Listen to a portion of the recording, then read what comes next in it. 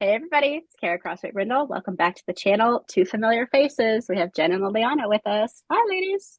Hello.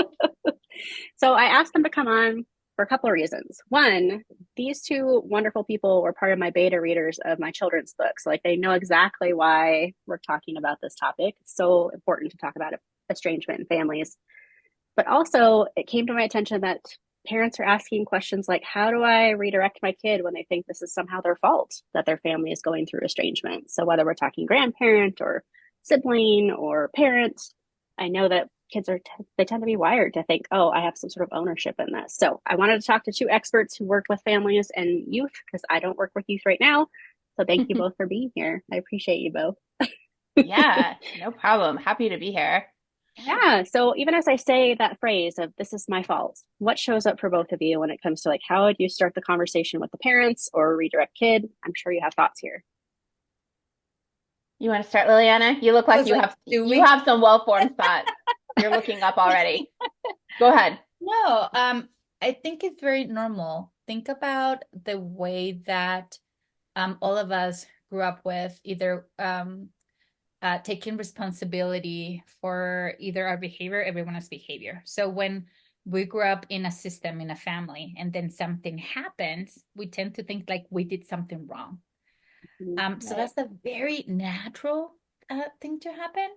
So Mm-hmm. when something happens in any system, either grandparents, parents, siblings, external family, it's coaching parents in regards to not being afraid of the conversation. I think that is the Mm-hmm. first. Like, how can I normalize it for you so that there is less fear of talking about this topic, so that the child can feel comfortable coming to you. And when the child says, "This is my fault," we can go into, depending on the age, right? Like not automatically saying this is not your fault, because that does not help us. How many times any of you have Yeah. been like, this is not you, and you're like, oh, okay, I can go on with my life. Um, Yeah, it was that None of simple. us.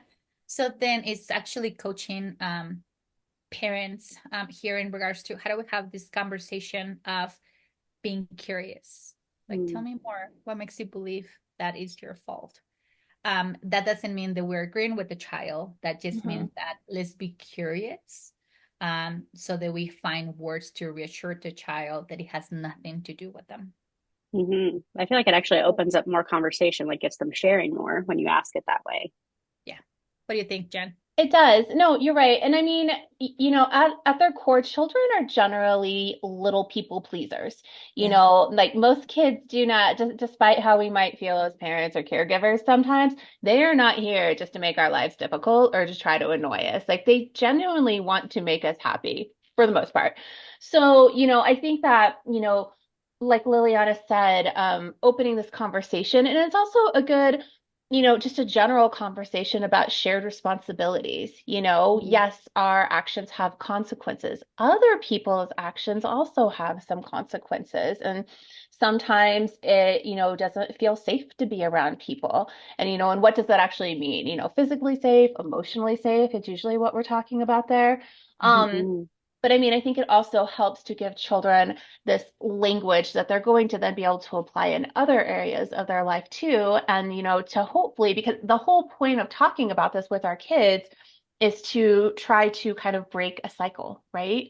Like we are trying to give them some different ways of looking at the world and responding to the world so that, things don't keep happening again and again and again. I think there's also this is the tricky part for me is you want to explain things to children in a way that is honest, that you're Mm-hmm. not, like gaslighting them basically, like because they're also very intuitive beings. They sense that something is wrong, and if you say nope, it's fine, everything's fine, I love being around this person, like they know it and they can feel that inconsistency early on. So Mm-hmm. how do how can you carefully frame that conversation to where you are talking about it without feeling like you're just, throwing someone under the bus and talking trash about them. But also you are saying, yeah, there are some things that have led to this decision, or this is kind of why we don't hang out with these people as much. So, Mm-hmm. I also think that this is one of the beautiful things that your book did, right? Which is the example of talking about the family and how our family is not the same as other families. yeah. Which was like such a beautiful, simplistic language, yet it was like a big topic to talk about. So coming back to is helping the parents, like how can we start having these conversations and then talking to children of families look different. Every Right. family is different.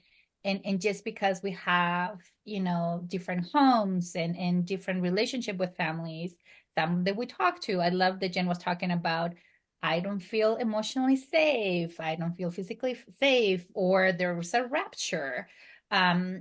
And it's something that the family's trying to figure things out. Like even saying, like we're trying to figure it out. Mm-hmm. It's helpful for children so that they don't think I have to pick a side. Like who am I gonna choose? Where the invisible loyalties come into play. Mm-hmm. Two, they don't take responsibility for something that they don't belong to them.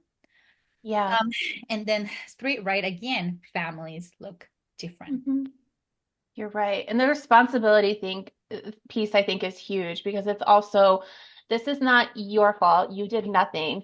I am making a choice to keep you safe and maybe keep myself safe too. Mhm. Right? Like this is something I'm doing. You had nothing, you had nothing to do with this decision. Maybe as a parent, like, okay, they did in the sense that you're keeping them safe. But, that's also our jobs. We're not going to subject them to environments and scenarios that are not safe for them based on what we know, right? Right. At that And I time. feel like for like an older kid, you can even like say, like, did I come to you and ask you if you didn't want to talk to this person? Like, I think we can almost like Yeah. challenge them a little bit in like a compassionate way, of course. But like, I didn't ask you if your opinion on if we should talk to them or not. So why do you think this is yours to own? Like, I made this choice. This was mine. And Mhm. here's why.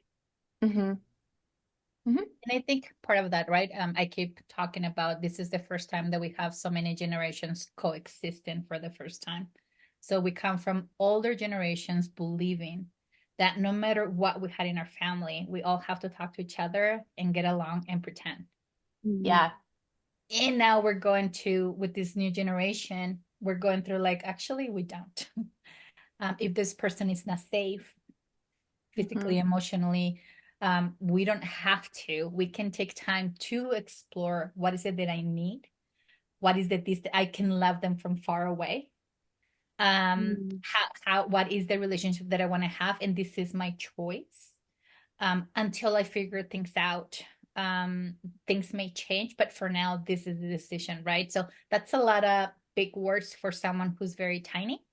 Mm-hmm. But when we're talking about older kids, they tend to actually understand more of friendship dynamics. So we can even apply by using analogies such as, right, when Yeah. they're kiddos is more of, for now, we're not talking to them. Mm-hmm. We're not visiting. hmm And then later that may change, but for now, this is what we're doing. Right. Yeah. So I'm hearing like age appropriate of like what is worth what's the language that is the thing you're going to describe or the scenario of what this is and how it happened. I'm hmm also having a thought of like parents regulating themselves for this conversation because I want to acknowledge on this video how painful it is to even have to Yeah. talk about estrangement, let alone talk to our children about it. So what are your hmm thoughts on like that regulation, co-regulation aspect with kids and parents going, oh, this is hard. Do you see me just breathe? I just caught the tail end of that. It's hard. It's hard because I think that you do need to be, as a parent, you do need to the extent you possibly can, you need to be regulated when you're having these conversations. But there's a reason or maybe reasons that you made that choice, and it can be hard to sit with that and regulate it and be able to kind of portray a gentler version to your child, Mhm. right? Um, the other piece that we haven't really talked about, and maybe we don't need to in this video, but when they get older, how do we regulate that at some point it might not be our choice anymore as a parent, and it might be their choice. Like we need to pass that over to, okay, you are now a young adult.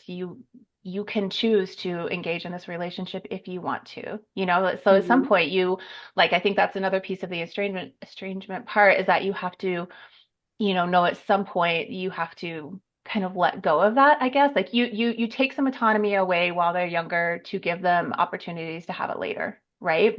Like sometimes you Mm-hmm. have to do that. Yeah. But it can be really hard to regulate when you have heightened emotions anyways about it. Yeah. Um, I will use myself. So now my children are young adults. And at Hmm. some point, I have to go and say, this is a choice that I made because it wasn't safe for me to be close. Hmm. And now tell me, what questions do you have? Yeah. Let's talk about it, because that is between me and them. That has nothing to do with you. And now you get to make a choice in regards to, do you want to be in contact with? Hmm. Um, so in regards to regulation, I remember I was drinking cold water. Mm-hmm. And I had this conversation not only with my therapist, but also with my partner, with my husband, in Hmm. regards to what is it that we want to say, how much do they need to know, and then how are we feeling about answering questions? Mm-hmm. Because they're gonna get it from us, and if they contact them, they're gonna get it from them.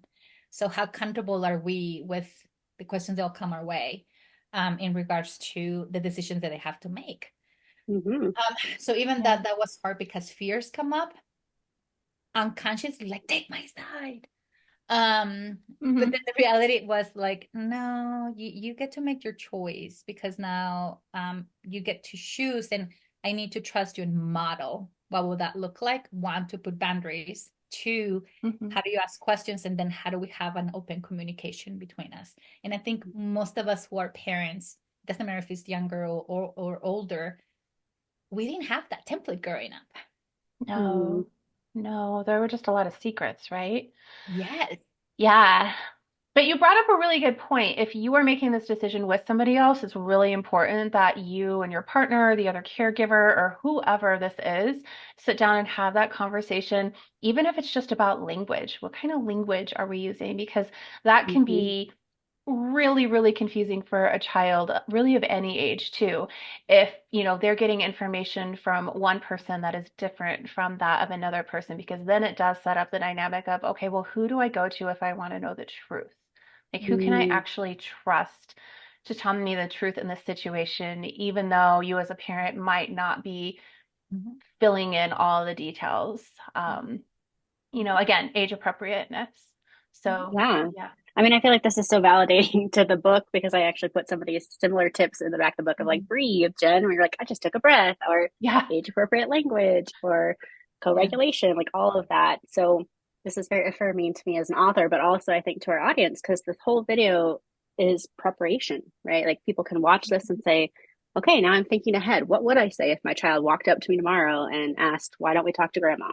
Yeah. It's like being able to prepare for that, I think, changes this whole dynamic from reaction and emotion and dysregulation to I have a plan, I'm regulated, and I'm ready Mhm. as much as I can be because it's still painful for a lot of Yeah. parents to talk about.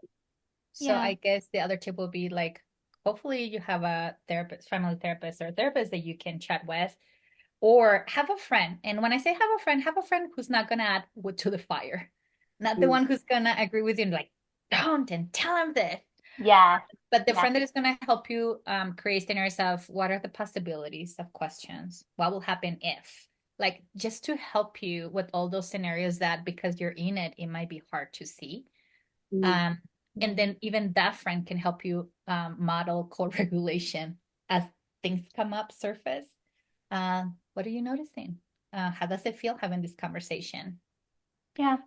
So that's really, really helpful. I'm very lucky Mhm. to have both of you, right? So it's either through text or call, like, so how do we do this?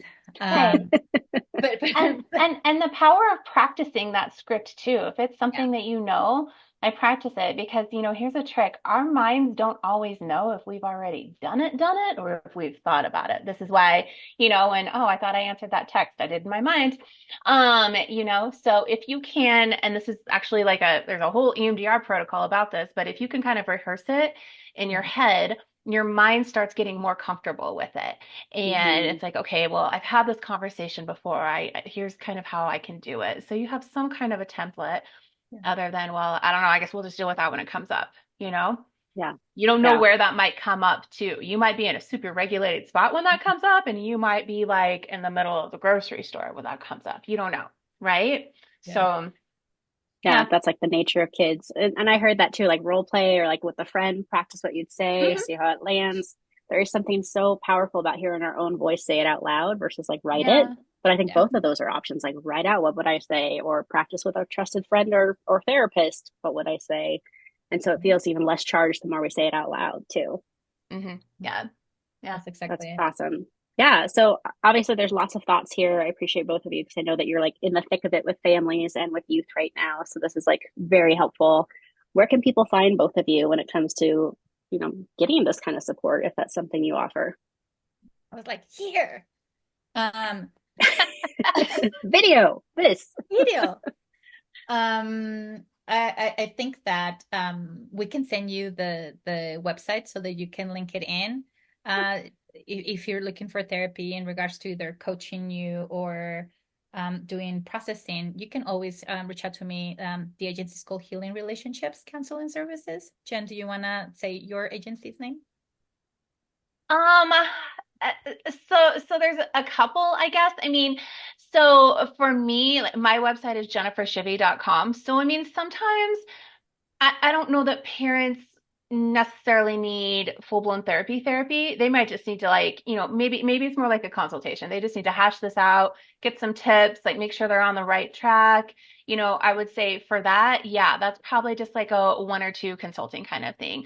Mhm. But yeah, for therapy, my practice is realisticserenity.com. And so we have a bunch of therapists that can help you, that can help the kids if it seems like we need to work more with the kids.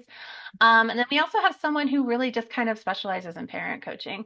So I mean, we got a few options. Amazing. Yeah. And I'll Mm. definitely put that below the video, your links of your websites, because I think that's handy for folks. Thank you both so much for your wisdom on this topic. I hope we're just kind You. of modeling what it's like to say, like, let's talk about estrangement. Let's plan ahead. So I'm hoping that people get that from this video. Thank you both. Yeah, thank And you. your book. Thank you for writing your Yes, book. thank you. Yes, there's not a lot of Yeah. books out there, and I don't know if there's really any. So, yeah, I'm really glad that you had the bravery and courage to put that out for the world. So, thank you. Aw, well, thanks. And I appreciate that you both were willing to read the beta of it, of like, okay, we got to finesse some things. But for viewers who don't know what the book is we're talking about Penny McGee's Family Tree, talking to kids about family estrangement. So it's available on Amazon. I'll put it below the video for any of you who want to check it out. And I have been blessed to hear it's helping people. It's helping them have the conversation, whether they're therapists or parents or family members. So that's really rewarding to hear. So all this will be below the video for you. We'll see you all next Mhm. time. Take care.